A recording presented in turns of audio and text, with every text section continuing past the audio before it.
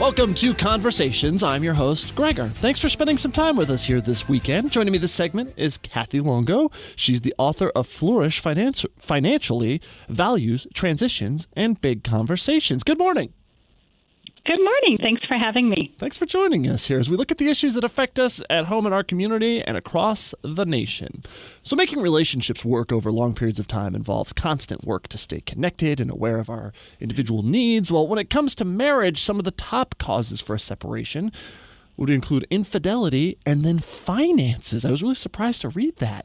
Like a sitcom, we argue over money. Well, Kathy is a certified financial planner, amongst other things, and president of Flourish Wealth Management, and she's going to help us figure out how to keep your relationship with your partner strong when it comes to your finances. So, is it better for the health? And this is a personal question, actually. My wife and I, we each have our own bank account, and then we have a joint bank account. So is it better for the health of a marriage to have a joint account separately, together? What's the best way to navigate this?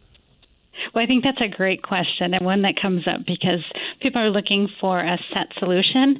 And the truth is that either approach works. It's really more important to have a system for sharing expenses and to have an agreed upon approach to spending and saving.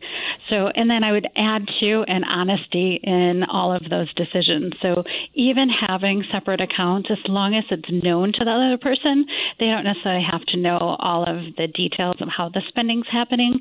So you could have an agreed upon, like in my marriage, we say anything over $500 we have to bring to the other spouse as like a, hey, heads up, this is happening. So it's more important to have an approach and system. Oh, that's excellent. Okay, cool. So when couples enter a marriage without knowing where their partner stands financially, like how does that come about? Like, how do we enter into something like that without understanding the value of money between the two of us? And how do we prevent that, I guess, before we tie the knot? Mm-hmm. So that is great. And I think where this stems from is this reluctance to talk about money. So because sometimes it's uncomfortable having these conversations. And then the other piece is that we really aren't given, like this isn't part of our education. We don't know how to talk about money, and we don't always come with that sense of confidence in how to enter that conversation. So when two people come together, you think about it's not only blending families, it's blending family histories and approaches to money. So I really think that if people spent more time on understanding their money history and where each other are at in terms of their values and the financials, that is going to prevent a lot of the financial challenges that affect marriage later. That's a hard thing, though, to bring up. So I guess that for people that haven't had productive money conversations, or people who want to, or maybe you just want to continue, what are some questions or I guess starting points that we can use so finances becomes like a strength in marriage rather than a subject that we dance around? Yeah. Well, and I would add, it's never too late to start. So some people think like, oh, we've already got our system and it's just not going to work. First, starting with setting regular meetings. So we all get busy in life, and it can be hard to set aside time to really come together around finances, but set rather like a monthly meeting, or the least amount I'd say is a quarterly meeting to sit down and have conversations and review finances together.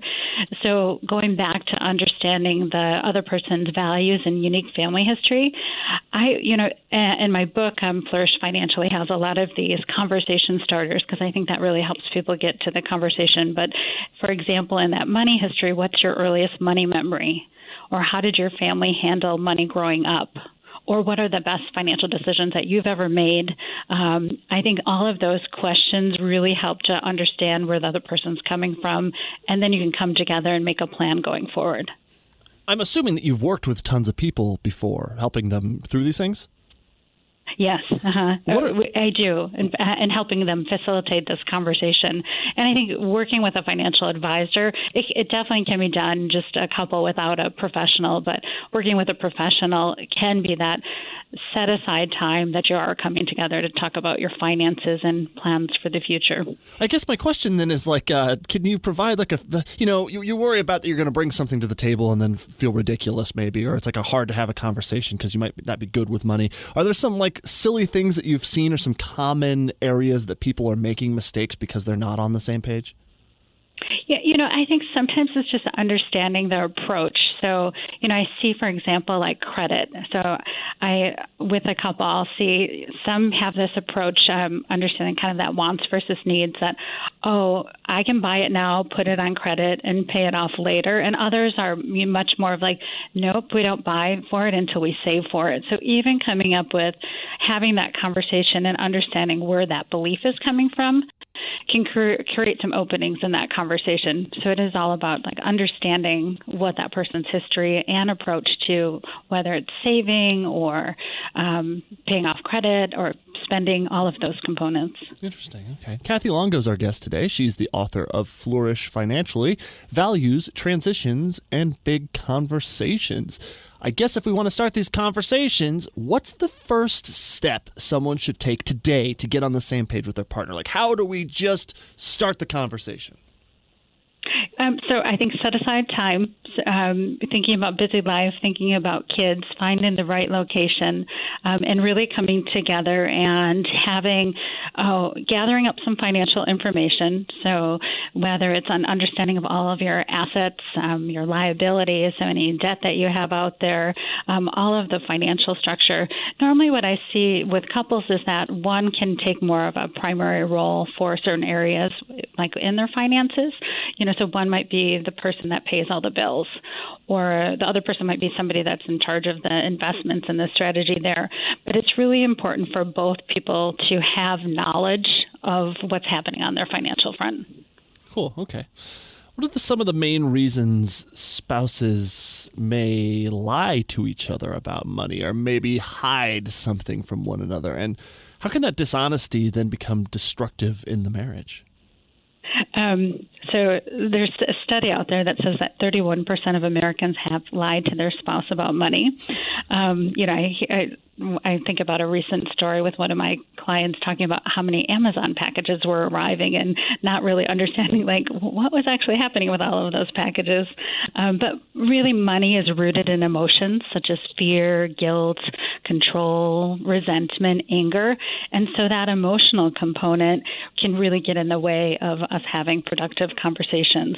But if we can come with a deeper understanding and alignment around our money values and life goals, that's where we can be successful around our finances.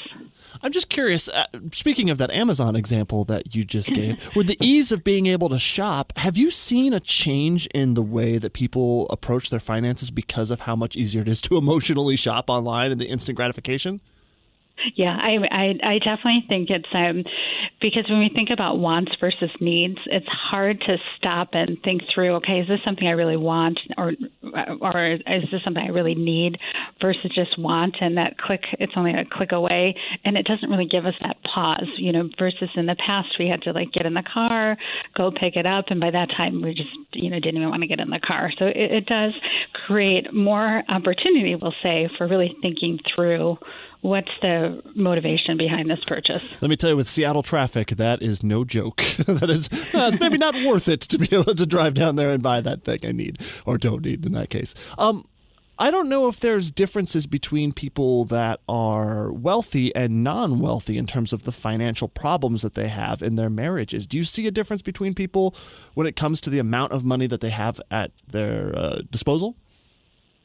I think the concepts really hold true in terms of starting with that conversation, understanding wants versus needs, because it's all relative to what resources you currently have. And so I see people that, have tons of wealth and they can still have challenges between how do they spend, how do they save, how do they work with money together. Throw in a whole other component when we think about kids, how do we teach our kids good habits around money? So it really kind of applies across all economic levels. But coming together around conversation and really thinking through spending and saving goals and coming up with a shared vision for what you want today and for the future can then create alignment for no matter what their economic class is. Let's say a spouse is philosophically has different spending habits than their partner. How do you start that bridge between someone who spends a lot versus is more prudent or is thrifty? Or how do we try and bring people that are from opposites together? Yeah, so coming together, usually there's some shared vision that they can get to, and if we can create alignment on retirement looks like this, or we want this college plan for our kids, if we can make those things happen and see some alignment there, then there has to be a little give in terms of if one person is like, I think of a client who really loves technology, so that they've just come to agreement like he has so much that he can put towards the latest gadget. But I think through conversation there can be a greater understanding and rules around spending. Okay, cool. And finally, I guess when we want to actually sit down, practically speaking, we bring some documents to the table. Like, what's some of the earliest things that we should look at to understand kind of where our finances are headed and how to best tackle it? Like, specific documents we should be looking at. Mm-hmm. So taking the time to, when you think about people moving around from jobs, they may have prior retirement plans. So start with creating a list of all of your assets and then create all of any debt that you might have out there. And so that's a great starting point to get organized around the financial accounts. I also think it's important to review credit scores, at least every year. A lot of times credit cards now will actually show the individual scores, but that's a good sharing piece, not only while you're married, but even before you're married, and even a credit report, which would show any of the outstanding debt that's out there, because it's really coming clean with what's that full picture.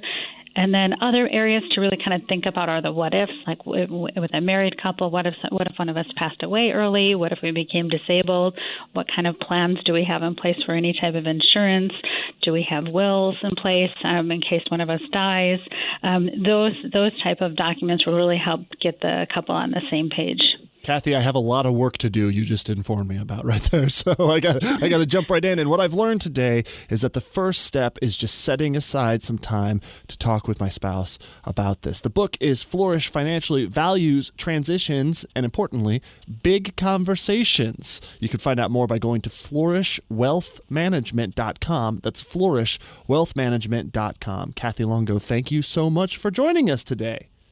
Thanks for having me. I have got some work to do. Perhaps I'll spend part of my Sunday tackling that. That's cool. Right on.